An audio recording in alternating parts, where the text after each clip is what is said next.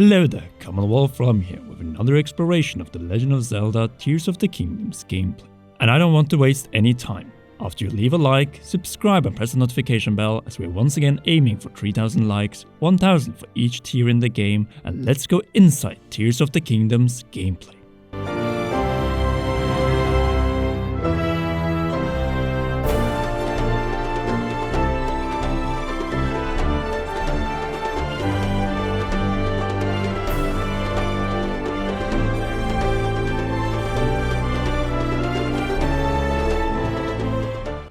As Carlos so nicely said shortly after Breath of the Wild was out in 2017, but before DLC Champions Ballads. And let me tell you that we are really changing the world as we know it. The world is not anymore the way it used to be. No. So let's begin with the surface. And this time we'll begin with Naxu 847's extensive suggestion, which goes as follows. I wonder if the storm cloud over Tabanfa/Hebra, as seen in the new cover art, is somehow different from the one we saw in Faron during the trailer. The Faron one was no doubt a thunderstorm covering a group of islands, but the other storm over Tabanfa doesn't look like a thunderstorm. It almost looks like a hurricane, but wider and bigger. It also looks to be lower down, almost as low as if it could even affect the surface, and it looks like it reaches way higher up than the Faron one. Maybe this will be a major story beat since it is shown in the main cover art, which also shows other types of important things, such as Malice spewing volcano. End quote. Yes, this is a very interesting observation which goes in line with the final box art analysis that I will conduct throughout most of this video, namely better, bigger, and bolder. In line with the theme of trinities and dualities that this game is based on. What I'm taking from this is that the Zelda team is reinventing the existing open world in many more ways than just adding Fucking rocks! And combining literally everything, but also expanding the weather system. Specifically by adding more extreme weather conditions such as real blizzards and snow hurricanes, but also thunderstorms which are not just lightning strikes that specifically target Link's item and nothing else.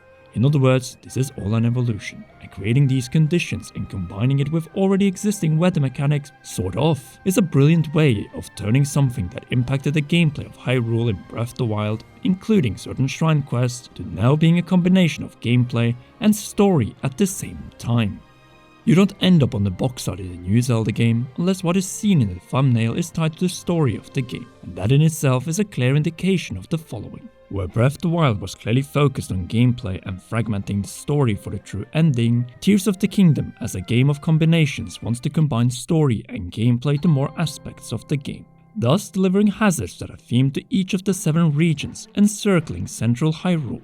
And as we all know, most of these have their own weather themes and patterns. Lightning storms for Faron, blizzard storms in Hebra, Malice volcano since lava is overrated, but what about the other provinces? Well, Gerudo Desert and possibly Town are probably in the middle of a sandstorm, and so on. Once again, similar danger as the one posed by the divine beasts in Breath of the Wild, but now in a bigger and far less reclaimable state. Not even mentioning that the Great Deku Tree with the Great Hyrule Forest is missing. All in order to challenge the dungeons or temples of the 20th Zelda game. A weather puzzle which we still have no idea how will be solved, but will definitely affect the gameplay and story of this game. Just like the lower part of the box art suggests, but let's reverse this fallen rock to get to the next level, namely the sky, and its fragmented kingdom of heaven, which is suggested by yours truly. And here, ladies and gentlemen, we have the big strike of genius in the sequel, and the goal of Tears of the Kingdom after Breath of the Wild's redemption for the failure 100 years ago, restoration. Since what are we doing by reversing or returning the fallen sky rocks where they belong?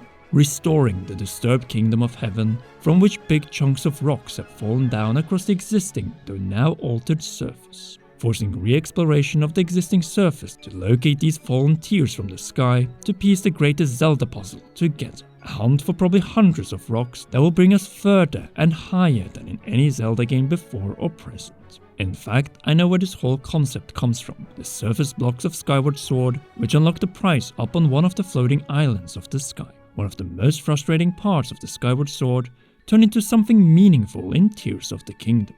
Since what has really transpired, Hyrule and the sky have fallen out of balance, where both the kingdom of the surface and heaven are filled with new tears, but not of their own.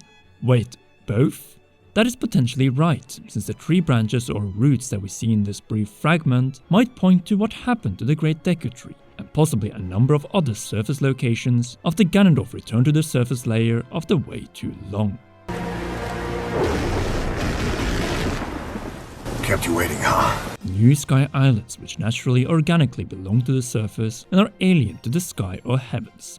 Now I'm just saying, what if one of the gameplay and story goals of Tears of the Kingdom isn't only to locate rocks within the 8 provinces of Hyrule, to then in a non-linear fashion time reverse them back to where they belong and with restore more and more of the Kingdom of Heaven, but rather supplemented by a more traditional linear Zelda formula and restoring it slowly but surely, with the ultimate goal of bringing the Guardian of the Master Sword, the Great Deku Tree with Link's new time reversal powers, back to where he belongs, right prior to storming Ganon's castle. Restoring the spirit of the forest, just like restoring everything else in this game. Now that is a Zelda quest for the history books, combining the best of Zelda's past with the best of Zelda's present, all by reinventing one of few gameplay connections tying Skyward Sword's surface and sky together. The potential is immense and the structure completely different from the one found in Breath of the Wild, where it was all about destroying Ganon, getting redemption for what he had caused 100 years ago, and liberating Zelda from holding this beast chained to the confines of Hyrule Castle. But more is needed to restore, since you can always get redemption for what was done, but to restore it to what it once used to be, that is a far more daunting task. One that it seems that we'll be doing between the sky and surface in Tears of the Kingdom. Sky islands that cannot initially be reached, but which become accessible by reversing the trajectory of the rocks that fell to the surface, and with it, also just like in the patents, use the actual tier gameplay mechanic within Link's new armor to reach new areas high up in the sky.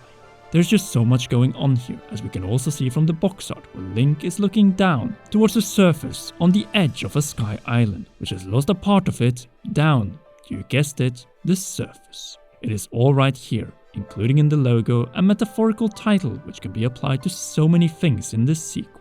All going back to one goal and one theme, restoration. With the dual Ouroboros and the decoded poem which Game Over Jesse first brought up, restoration, and once again some form of restoration. That is the goal for the Broken Master Sword, Kingdoms of the Sky, Surface, and yes indeed, Underground. Since well, Her Royal Highness and potential future Royal Majesty of Hyrule might still be stuck down here. But don't worry, we will not be following one of my gameplay ideas for this layer, but rather 2 of yours from the comments. Specifically by the Privateer and Bunny animations. So let's get right into them to finish the video.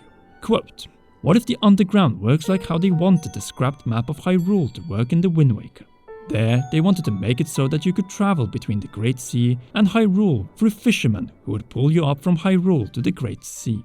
They might implement something that allows you to go underground and back to the surface in Tears of the Kingdom. End quote.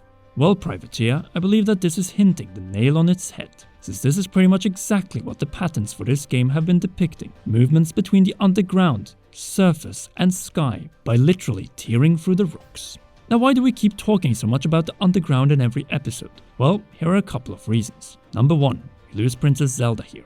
2, we have seen combat gameplay in this layer. And 3, we have seen entrances from the surface down here in the title reveal trailer. Well, most likely.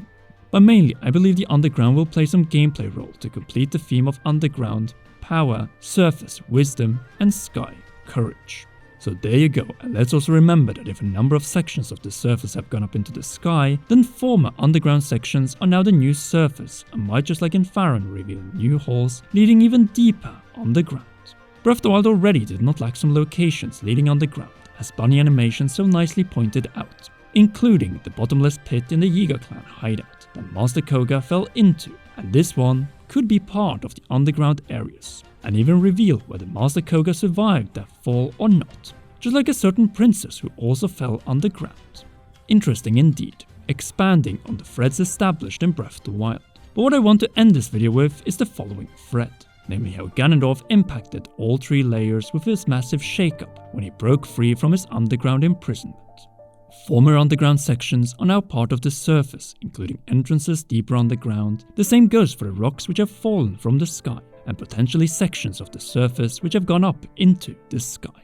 All of this interconnected in a complex web of trinities and dualities, both when it comes down to story and gameplay. Things are in the wrong place as we begin our quest in Tears of the Kingdom, and it is up to our gameplay skills to restore the 3 layers to resemble the way they were before Ganondorf's Malice party.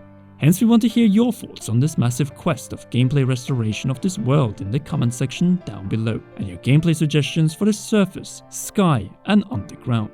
The selected ones will be shouted out in the next episode of Inside Zelda Tears of the Kingdom gameplay. If you haven't already, then be sure to leave a like, subscribe and press that notification bell to not miss any episodes and support the channel for the best price, namely free. So be sure to press those buttons, while I give a big thanks to all our patreon.com/CommonRealm patrons, and in particular to role producer Charles Shash. You rock, just like all the gameplay and story rocks in Tears of the Kingdom. And please enjoy one or both of these 2 awesome videos.